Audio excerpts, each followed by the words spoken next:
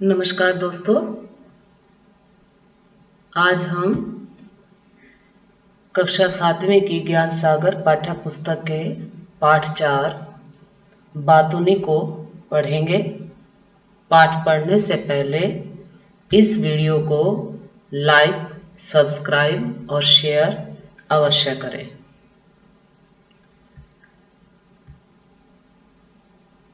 हिंदी के प्रसिद्ध व्यंग्यकार हरिशंकर परसाई जी इस पाठ के लेखक हैं।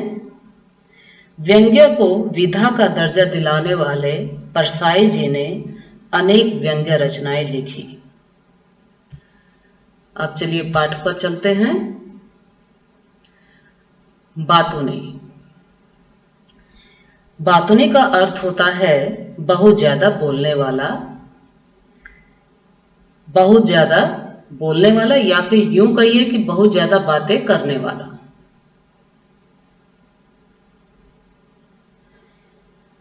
लेखक ने इस पाठ को व्यंग्य के रूप में लिखा है। व्यंग्य का अर्थ है ताना कसना, टोंट मारना, जिसको आप टोंट कहते हो। इसके अंतर्गत व्यक्ति या समाज के किसी पहलू को रोचक और हंसी मजाक के रूप में प्रस्तुत किया जाता है। बातचीत करने की कला में निपुण होना अति आवश्यक है। इस कला से वाकिफ न होने वाला व्यक्ति दूसरों के समक्ष उपहास का पात्र बन जाता है। तो चलिए शुरू करते हैं पाठ वाचन। आदमी सुविधा खोजने में मारा जाता है। इस पंक्ति का मतलब है कि आदमी जब सुविधाएं देखता है, आदमी जब अपनी सहूलियत देखता है तो उसे परेशानी का सामना करना पड़ता है। उस शाम अगर मैं खुद जाकर लिफाफा पोस्ट ऑफिस में छोड़ देता तो वह कष्ट न होता जो तभी से भुगत रहा हूं।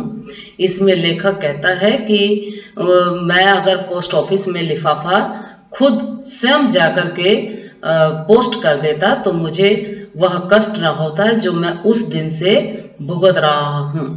उस शाम मुझे एक लिफाफा जरूरी छोड़ना था। मैं बाहर निकला। पोस्ट ऑफिस बंद होने का समय हो रहा था। सामने से एक सज्जन मतलब अच्छा इंसान, भला आदमी, जिसे लेखक ने उस समय सज्जन कहा जब उन्होंने लिफाफा छोड़ने के लिए कहा, लेकिन बाद में जब उनसे मुलाकात हुई तो उसके बाद उन्होंने उसे कभी भी सज्जन नहीं कहा। साइकिल पर जाते दिखे। मैंने उन्हें रोक कर कहा, जरा एक लिफाफा लेकर इस कागज को उसमें रखकर यह पता लिखकर डाक में छोड़ दीजिए।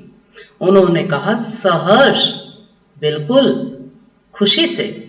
बस उनके सहर्ष ने मेरा हर्ष तभी से जो छीना है वह तो आज तक वापस नहीं मिला। दूसरे दिन वे दिख गए तो मैंने पूछा, वह चिट्ठी डाल दी थी? आप बताइए, इसका जवाब ज्यादा से ज्यादा कितना लंबा हो सकता है? लेखक पाठक से पूछता है कि इस छोटे से सवाल का जवाब कितना बड़ा हो सकता है। तो लेखक ने अपनी तरफ से उसका जवाब दिया, यही कि जी हाँ साहब, मैंने आपकी चिट्ठी टिकट लगाकर और पता लिखकर पोस्ट ऑफिस के लाल लेटर बॉक्स में छोड़ दी थी। बस, इससे ज्यादा तो नहीं हो सकता।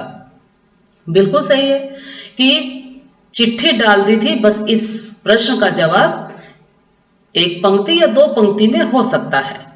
लेकिन उस सज्जन व्यक्ति ने इस प्रश्न का जवाब क्या दिया, सुनिए। पर उन्होंने यह जवाब दिया, मैं पोस्ट ऑफिस पहुंचा साहब, देखता हूं कि पोस्ट ऑफिस बंद हो चुका है। अब मैं बड़ा परेशान, मैं कहूं कि करूं तो क्या करूं? आपकी चिट्ठी जरूरी है। आपने पहली बार तो कोई काम बताया। इतने दिनों से आप यहाँ रहते हैं पर सेवा का कोई मौका ही नहीं मिला था। मैंने कहा, चाहे आकाश टूट जाए और पृथ्वी फट पड़े पर आपका लिफाफा जरूर डालूंगा। चाहे कुछ भी हो जाए, मैं आपका लिफाफा जरूर पोस्ट करूंगा। तो साहब मैं बाहर निकला। अब मैं कहूं कि जाऊं तो कहाँ जाऊं? इतने में साहब मेरी नजर पड़ी साहनी मेडिकल स्टोर पर। एक मेडिकल स्टोर है जिसका नाम है साहनी, वहां का दुकानदार का नाम है साहनी। वहां साहनी बैठा था। मैं वहां गया। साहनी मेरा कई साल से दोस्त है आप नहीं जानते, उसके फादर मेरे फादर के बड़े अच्छे दोस्त थे।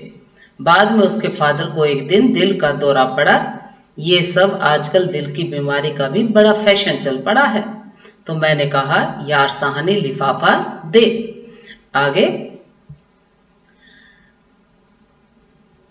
उसने कहा, लिफाफा तो नहीं है, टिकट है। मैंने कहा, ला टिकट ही दे। मैंने साहब टिकट तो हाथ में कर ली, मतलब टिकट मैंने हाथ में ले लिया। अब लिफाफा, मैं बाहर खड़ा खड़ा कहूं कि लिफाफा कहाँ से लाऊं। अब मुझे घबराहट होने लगी। आखिरी डाक निकालने का वक्त हो रहा था। लिफाफा नहीं गया तो क्या होगा। हे भगवान, तू ही रास्ता बना। मैं तो इस गाड़ी से लिफाफा छोड़कर ही रहूंगा, चाहे मुझे स्टेशन ही क्यों ना जाना पड़े। गाड़ी चल दी होगी तो उसे रोक कर लिफाफा छोड़ूंगा, पर लिफाफा मिले कहाँ। अचानक साहब मुझे राजू दिखा, वही राजू जो किताबों का एजेंट है। उसके हाथ में बस्ता था। मैंने सोचा इसके पास जरूर लिफाफा होगा। मैंने कहा, यार राजू एक लिफाफा दे।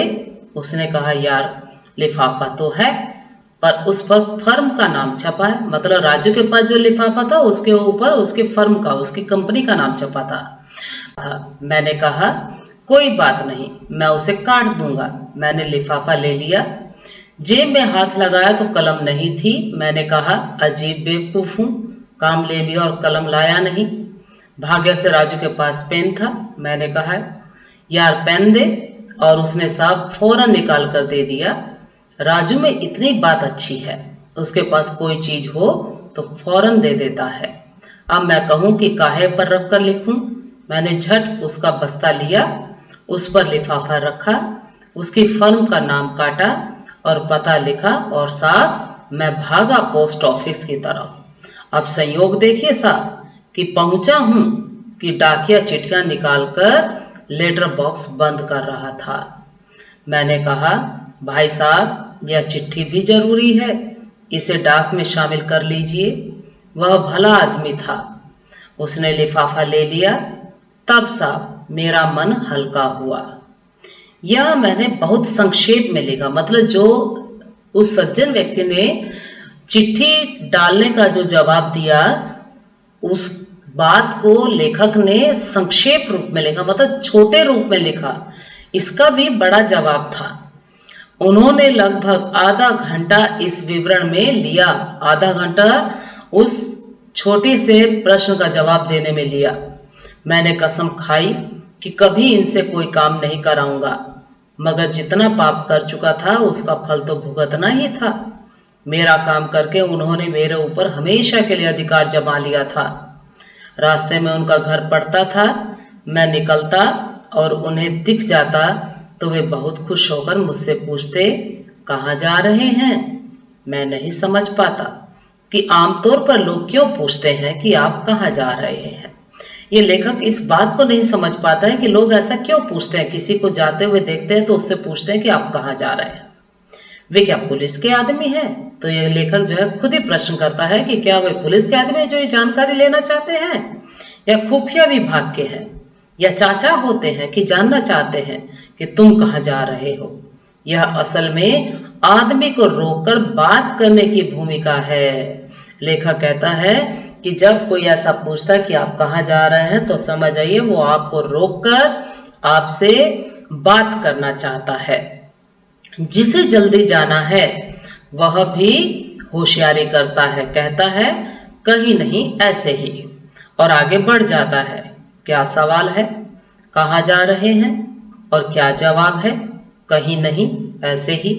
मगर लोग पूछते ही हैं और लोग जवाब भी देते हैं। मैं जब रुक जाता और कहता, यूं ही जरा सिविल सर्जन से मिलने जा रहा हूं, बस वे मुझे पकड़ लेते। अच्छा, डॉक्टर गुप्ता से? वे हमारे चाचा के बड़े अच्छे दोस्त थे। नागपुर में पास पास बंगला था। हमारे घर आते तो मुझे गोद में लेकर खिलाते थे। मिलते हैं तो कहते हैं, क्यों बेटा भूल गए, घर नहीं आते हो। मतलब यह है कि लेखक जिससे भी मिलने जाता है तो वो उन सज्जन व्यक्ति का कोई ना कोई मिलने वाला होता है या उनका किसी न किसी के साथ संबंध जरूर होता है। वे 10-15 मिनट तक डॉक्टर गुप्ता से अपने पारिवारिक संबंध बताते। कभी मैं कहता प्रोफेसर तिवारी से मिलने जा रहा हूँ। वे कहते अच्छा अच्छा तिवारी जी से मिलने। हमारे फादर इन लॉ के वे बड़े पुराने दोस्त हैं, दोनों साथ पढ़ते थे। अभी भी वे हमारे प्रति प्रेम भाव रखते हैं। कभी मिल जाते हैं तो कहते हैं कभी घर आओ। मैं किसी का भी नाम लेता वह उनके चाचा, मामा, ससुर या पिता का दोस्त निकल आता और वे 10-15 मिनट उसके संबंधों के बारे में बताते। एक दिन कहूँगा डाकू जालम सिंह से मिलने जा रहा हूँ, तब वे शायद झटके में कहेंगे अच्छा डाकू जालम सिंह, वे तो हमारे फादर के अच्छे दोस्त थे, दोनों साथ ही डाका डाला करते थे। जालम सिंह ने तो मुझे गोद में खिलाया है। फिर एक दिन कहूँगा भगवान से मिलने जा रहा हूँ। वे कहेंगे भगवान से? अच्छा अच्छा, वे तो हमारे चाचा के बड़े अच्छे दोस्त हैं, दोनों स्वर्ग में साथ काम करते थे। मेरा नाम उन्हें बताइए, वे पहचान जाएंगे। मुझे तो भगवान ने गोद में खिलाया है। अब अपनी यह हालत है कि उस रास्ते को छोड़कर करीब आधा मील का चक्कर लगाकर जाता हूँ। लेखक उस सज्जन से बचने के लिए उनके उस रास्ते उनके घर के सामने से न जाकर के आधा मील दूर का चक्कर लगाकर जाते हैं। एक दिन वे बाजार में मिल गए। सज्जन व्यक्ति लेखक से मिल गए, कहने लगे आजकल आप दिखाई नहीं देते। मैंने कहा बाहर निकलता ही नहीं, घर में ही रहता हूँ। उन्होंने कहा अच्छा, तो फिर घर पर ही दर्शन करूंगा। अब जब लेखक सज्जन से नहीं मिल रहे थे तो जब सज्जन को पता चला कि घर पर ही रहते हैं लेखक, तो कहता जी दर्शन करने घर पर चलाऊंगा। मैं कहकर फंस गया, अगर वे घर पर दर्शन करने आ पहुंचे तो घंटों बैठेंगे। सोच विचार के बाद यह तय किया कि मैं फिर उनके घर के सामने से निकलना शुरू कर दूं, वहीं दर्शन दे दूं ताकि वे घर पर दर्शन करने ना आ पहुंचे। उन सज्जन से मुझे डर लगता है, वे मुझे दूर से देखते हैं तो चेहरा खिल उठता है, मैं कांप जाता हूँ। वे घंटे भर से कम में नहीं छोड़ते। क्यों लेखक कांप जाता है? क्योंकि सज्जन व्यक्ति के सामने जब लेखक आते हैं तो वो उन्हें जल्दी छोड़ते नहीं, मतलब उनके साथ बातों का जब सिलसिला शुरू होता है तो वो ज्यादा समय लग जाता है। उनके चेहरे पर वही भाव होता है जो सुरसा के मुख पर हनुमान को देकर आया था। सुरसा के मुख, सुरसा कौन है? राक्षसी है। और जब हनुमान संजीवनी बूटी लेने जा रहे थे तब सुरसा जो है उनको देखकर बहुत खुश हुई थी। और उसी तरह से जब लेखक को सज्जन देखते हैं तो उनके चेहरे पर भी खुशी का भाव आ जाता है। सुरसा ने कहा था आज सुरन मोहिदीन आहारा, आज देवताओं ने मुझे भोजन दिया है। सुरन मतलब देवता। आज देवताओं ने मुझे भोजन दिया है, आहारा मतलब भोजन दिया है।